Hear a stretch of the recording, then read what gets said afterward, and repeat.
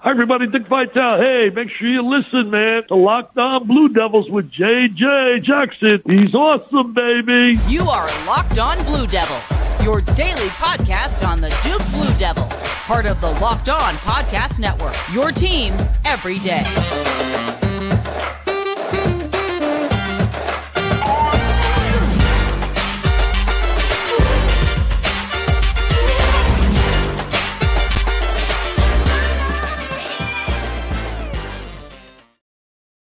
Hello, everybody, and welcome into another episode of the Locked On Blue Devils podcast. My name is JJ Jackson, and it's so great to have you here with us on this Tuesday, May 30th, 2023. Hope that everyone is doing well and that you had a very enjoyable Memorial Day weekend, enjoying some time with friends and family. On today's show, really excited to talk about everything that's going on in the life of Duke athletics. We've got some Duke basketball news and notes to catch you up on. Also want to take a look at Duke baseball getting set for the NCAA Regionals this upcoming weekend. Tip of the cap to John Danowski and the Duke Men's Lacrosse Club for their fight all the way to the national championship game. Unfortunately for the Blue Devils, they ended 5 goals shy of a national title, losing 13-9 against Notre Dame. So we've got a lot to discuss here on today's show. And again, thank you so much for watching us on YouTube each and every day, supporting us there and on our podcast platform as well. So let's bring on my good pal, Conor O'Neill from Devils Illustrated, here with us once again. Conor, appreciate the time as always. How are you doing, my friend? I'm doing all right. It's settling in that I have to watch Caleb Love play basketball in person one more time. I thought I had dodged that bullet, but with today's news, no dice. Yeah, how about that news? So Caleb Love is transferring to Arizona, and people are like, wait a minute, Conor, what in the world are you talking about? Oh, yeah, there's a game set to be played between Duke and Arizona, right? Yeah, it'll be November 10th is the date that they put out in the release when it came last year. Sometimes those days get moved. It just depends on what the calendar dictates. November 10th feels really early in the season. Like that feels like it would be a first game type date or maybe second. So we'll see if November 10th is actually the day that game gets played. But sometime in November, Arizona will come to Durham. Caleb Love now included in that Arizona chat. I will profess I do not know much about Arizona's roster otherwise. I know that they lost their point guard. I think he's in the West Virginia boat, guys that they've gathered in the last couple months for what seems like Huggy Bear's last season. But yeah, Arizona comes to Duke, and then Duke goes to Arizona in the 24-25 season. I think that, I think that's a great thing for Duke that they're going out to Arizona. I always, when opposing fans always bring up how Duke never plays true road games, I always think like, that's to Duke's detraction. Like that hurts Duke, because I always think Duke is at a little bit of a disadvantage when they go play their first ACC road game, and they're not used to seeing that environment and that kind of crowd. So, but I digress. That home and home series with Arizona starts this year, and it starts in Durham, and that means Caleb Love is coming back to town. And he's had his fair share of good moments and tough moments there inside Cameron Indoor Stadium. As of late, more on the tough end of things, which Duke is certainly okay with when he is an opponent playing against the Duke Blue Devils. And then that home and home perspective, not something that we saw in Coach K's tenure as Duke men's basketball coach. But I'm really excited to see some of these big matchups being played at Cameron, and then also for this Duke team to have to go be tested elsewhere in other tough venues across the country. Yeah, like I get it. You're Duke. The brand speaks for itself. You don't have to go play at somebody else's place to get a quad one opportunity. You can go play in Madison Square Garden once a year. You play in the Champions Classic, and you're going to get those quad one deals without having to go on the road, take the show on the road per se. But like I said, I just, from the outside for years, and then now being on the beat and covering Duke, I go to Duke's first road game with the team that went to the Final Four a year and a half ago at Ohio State. They were overmatched against an Ohio State team that wasn't really that good. talent-wise. Like that was not a matchup that Duke should have been on the wrong end of. You go this year, I think their first road game was the Wake Forest game, where, yeah, they were missing Derek and Derek Lively in that game, and that played a huge factor. But also, that was a pre-Christmas game when Wake didn't even have students there, and Duke was lethargic and didn't really come out with much energy. And there are a lot of other factors there. But I go back to, in that first road game of the year for Duke, it rarely goes well, it feels like. And I think part of that is, if you don't play a road game for the first month to month and a half of the season, you're only setting yourself up for failure in the first one when it actually comes. And more often than not, that first road game winds up being an ACC game, and the ACC games are more important than your non-conference games, which I think we can all agree on.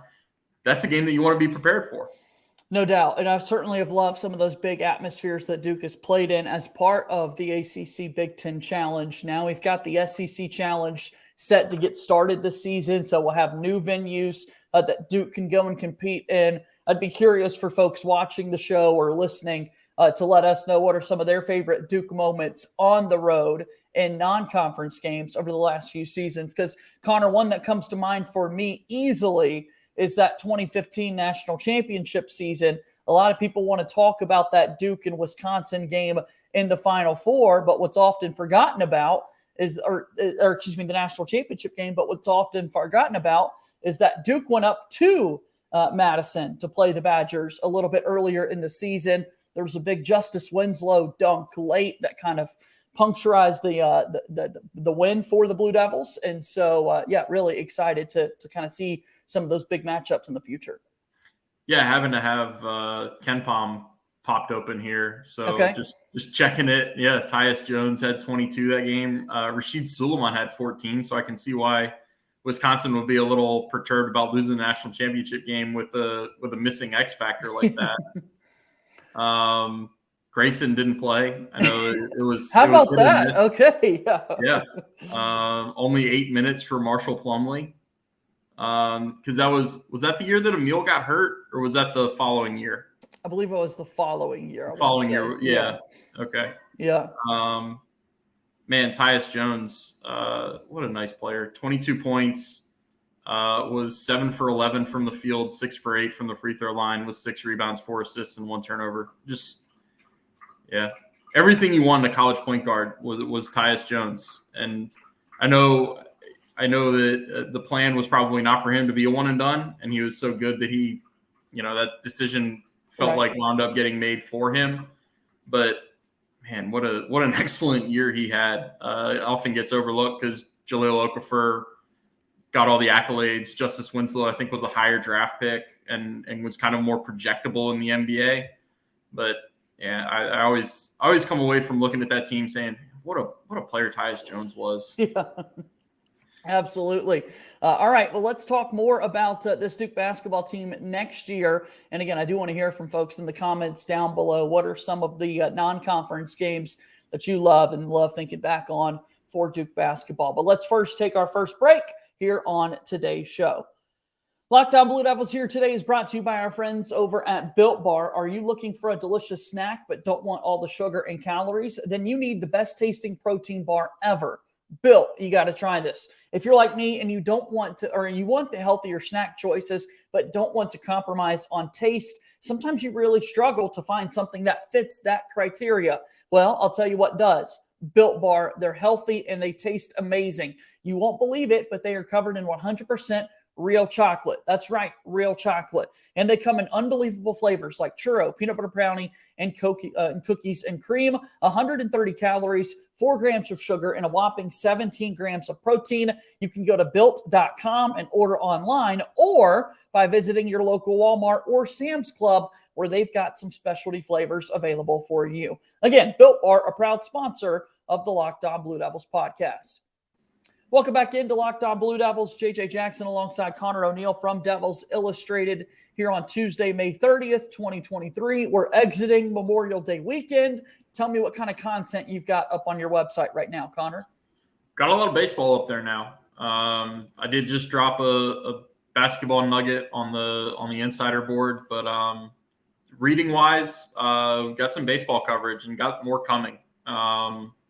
It's that time of year when we fill the website with baseball content, and Duke is back in the NCAA tournament. It was only a 1-year hiatus, but feels like a lot longer because they missed the ACC tournament last year. You have to be one of the 2 worst teams in the league to be left out of the ACC tournament. And so I've got some stuff in the cooker, kind of explaining like there had to be some assessment of what went wrong and what needed to change in the program for Chris Pollard. And that'll be up in the next couple of days. We've got some coverage from Durham from last week up there now.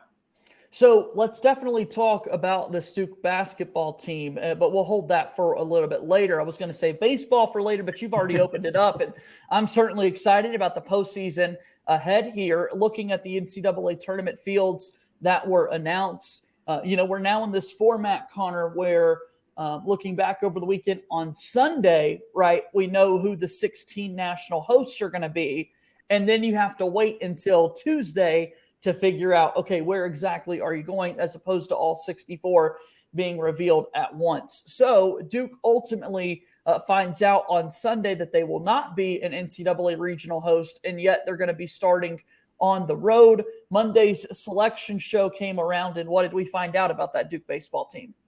Found out Duke is headed to Myrtle Beach. Okay. What a great time to go to Myrtle Beach, right? With No all the high doubt. school First graduations of June? happening. Yeah, Duke is headed, well, not technically Conway, South Carolina, a couple miles north of the actual strip there. Coastal Carolina has a great program. That's where Duke is headed. Coastal's the 1 seed. Duke is the 2 seed. Duke will play UNC Wilmington, the 3 seed, in Friday afternoon's opening game of the regional.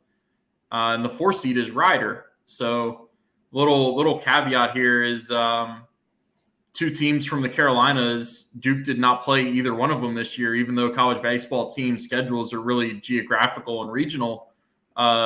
Duke did play the team from Jersey twice this year. Rider came down a few weeks back and split with Duke in a midweek 2-game series. I think Rider won the first game maybe 2-1, and Duke won the second game 4-3. So Duke has some familiarity if they wind up seeing the 4 seed Rider. This double elimination format, when 4 teams get in it, chaos can ensue. It only, if you win your first 3 games, you win the region, I think is the way it works. Or you could play as many as 5 games if you lose one of the first 2 and then win out. So it's a fun format. What I stress to people when we're getting into college baseball postseason, and you have some fans that are more accustomed to college football and college basketball, there's room for error in college baseball's postseason. You can drop a game when maybe you don't have your best pitchers available because they just threw on the day before. This is going to be the case for Duke because Duke has a lot of pitchers that don't eat a lot of innings. They have pitching depth. They don't have pitching length. So basically every game is a bullpen game for Duke. And you could wind up seeing, some guys with some inflated ERAs in there in a game that you think they should be trying really, really hard to win. And they're trying to scrape by without using their best guys because they need their best guys to be available for the next game. Scenarios like that pop up that I would kind of caution people against the overreactions.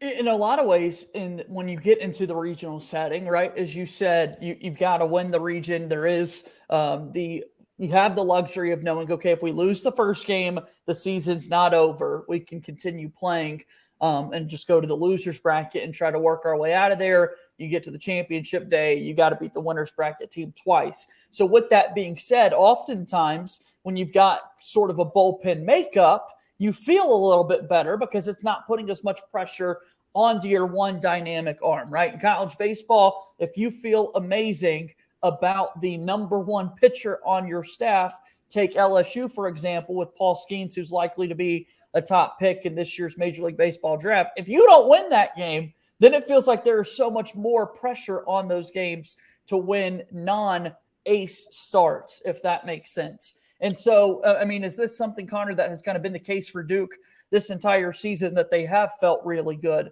about multiple different arms getting the job done? Yeah, I mean, this Duke team, I'm kind of blown away they have the pitching to get them to this point. They entered fall with 2 starting pitchers they felt great about, Luke Fox and Jonathan Santucci. They lost Fox in the fall. So they went into the year basically with 1 starter they knew was a proven commodity, was going to give them 5, 6, 7 innings every Friday night. They lost him on the last day of March. So they go into April with basically question mark at every weekend rotation spot. And in April, I think they went 16-3 and played 3 teams that were in the top 10 in back-to-back weekends with Louisville, Virginia, and BC. I might have the order there mixed up, but and they won all 3 of those series. Virginia is a top 8 seed, and Duke went up there and took 2 of 3 from them in their home ballpark. So it's a Duke team that really found their way through the adversity of losing starting pitchers and through the kind of uncertainty of basically, giving the ball to a pitcher to start a game and being happy if they get to the 5th inning. Kind of being happy if they get to the 4th inning with the ball still in their hand. It's crazy. And it's also crazy to me because, as probably most of your listeners know, I covered Duke and Wake Forest. Wake Forest is the complete opposite. Wake Forest has gone through the year with 3 starting pitchers that were all first-team All ACC. They've got the pitching. They've got the luxury. I've joked with people across sports about how Duke and Wake can work out trades based on what I know of each roster. And that would be the ultimate team if you could put them together. I think Duke would have worked out a package at a trade deadline to acquire one of Wake's starting pitchers and being even better than they wound up. But yeah, it's been a fun team to watch from afar. I've gotten to see them a few times up close. I actually got to go to the selection show yesterday, which, I've done a high variance of cool things in this profession. I've never been to a selection show and watched a team react to seeing their name pop up. So that was really fun for me. Duke was comfortably in the field. Like it wasn't as if they were on pins and needles, and if they didn't hear their name called, they were a bubble select. Like they were in, but you could still feel that anticipation and kind of feel the fervor and feel everybody kind of inch forward in their chairs when they knew Duke could be coming up. And so it was really fun to get to experience that with them. What is it that we need to know about this offense for Duke ahead of the regional this weekend? A lot of big bats in the middle of the order that a lot of people want to discuss and that sort of thing. But look, here's the name of the game. Score more runs than the other team once you get to postseason play. How in the world, what does this offense look like? How can they get that done? The table setter is Alex Mooney at the top. He's a shortstop. He's I believe a sophomore, but maybe draft eligible. He sets the table. When he gets on base, it changes everything. Like most teams, when their leadoff man gets on base, they're a little bit more dynamic of an offense. It's a versatile offense. They score in a variety of ways. They can hurt you with the long ball. I think they've got the program record for homers in a season already. They can crank them out, but they can also move runners. They can run a little bit. Mooney, I think, is in double-digit steals. Alex Stone, their catcher, has a 30-game hit streak. That's the longest of the Chris Pollard era, which is 11 years. I think it's 5 short of the program record right now. It's 35 games. So 30-game hit streak, no matter what the level. It's crazy. Yeah, everybody always wants to think of Joe DiMaggio in 56 games. 30-game hit streak is barely halfway there. That's an incredible hit streak. That's having all kinds of luck and skill and rhythm and timing and everything that goes into hitting. I have trouble wrapping my head around it. So he's got it going right now in the middle of the lineup. We'll have to see if MJ Metz is in the lineup. He's a transfer from I think it was a Division III. He's been a big power bat in the middle of the order. He did not play in the Miami game, the last game of the ACC tournament, and there's a little bit of an injury concern with him. So we'll see if he's in the lineup on Friday against UNCW. We'll take a look with the Duke baseball team getting set for NCAA regionals and postseason play. If they win, they advance to the Super Regionals, which is a best out of 3 series. We saw Duke softball win the Durham Regional last weekend. Unfortunately, this weekend that just expired, Duke lost that Super Regional at home to Stanford. So their season has come to a close, but we'll see what baseball has to do this weekend. And of course, our pal Conor O'Neill from Devils Illustrated will have all the latest in regards to that. One more break, and then we wrap up today's show here on Locked On Blue Devils. Thanks so much for always making us your first listen and first watch each and every day. Again, make sure you hit that subscribe button to our YouTube channel with Locked On Blue Devils to watch the show daily, each and every day. Leave comments as you're watching the shows. I really do love reading through that, interacting with you all for your continued support here with the program. Also, make sure you check out Locked On College Basketball with our good buddies Isaac Shade and Andy Patton. They're going to be reacting to the Caleb Love to Arizona news. They're also going to be breaking down the transfer portal as, again, tomorrow, May 31st, the deadline for players to withdraw from the draft and to go back to college. A lot of big names could be on the move, and they're going to be discussing all of that on Locked On College Basketball. Final few moments here on today's episode of Locked On Blue Devils. JJ Jackson alongside Conor O'Neill. Follow him on Twitter at Conor O'Neill_DI. So in regards to Duke basketball, we've been kind of watching this 13th scholarship nonstop. It's what everyone is wanting to talk about, Conor. So that's where we're at right now. And again, as we said, with the deadline looming tomorrow, I mean, what's the latest? What's the big chatter out there that people want to talk about?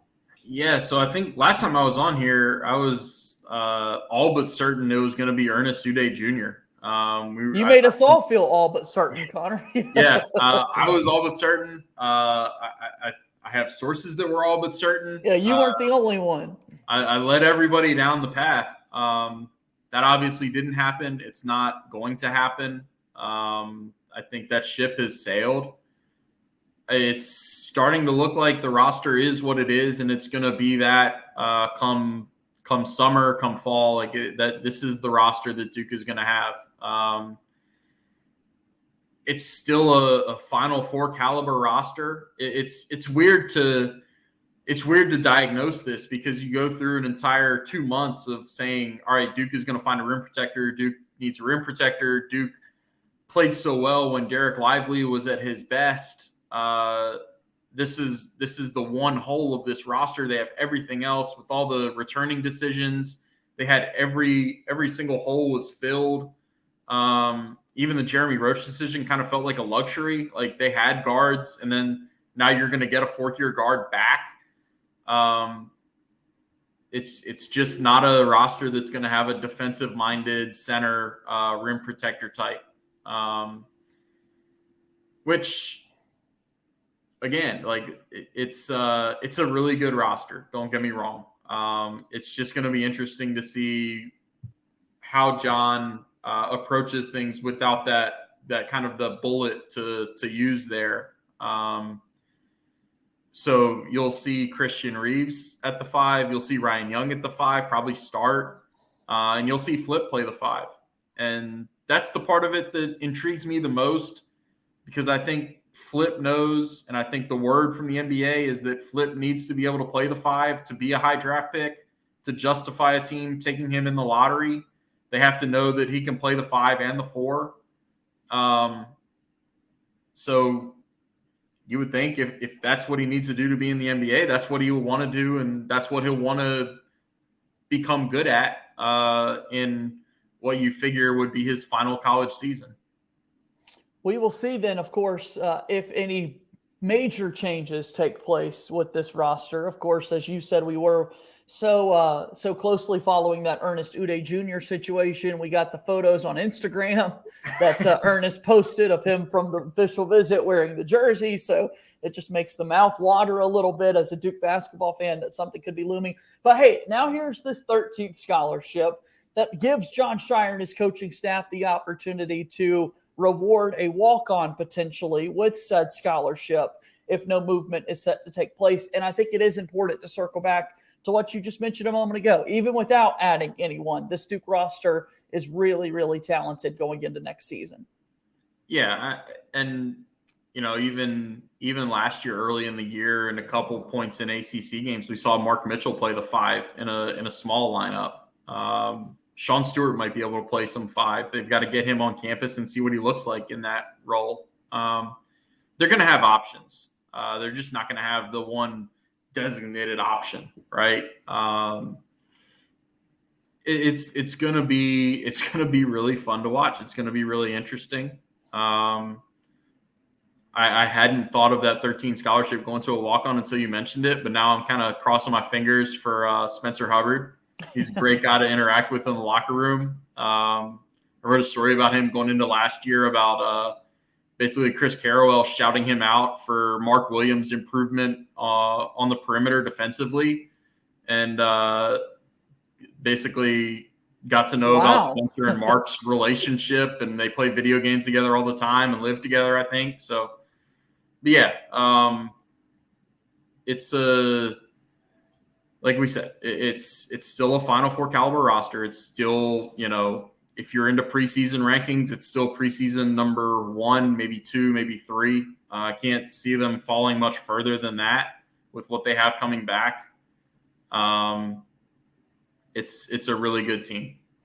So then just looking at this timeline again, Conor, I think what's exciting for Duke fans and college basketball fans as a whole, right, is that, okay, here we are. We are getting to the point where answers are here for us, with May 31st tomorrow being that deadline for players to withdraw. And then with June 1st being the new day granted by the NCAA for Division I men's basketball teams to start practice and to get out there on the floor. We've got this new foreign tour era of college basketball where every few years teams get to go and face international competition.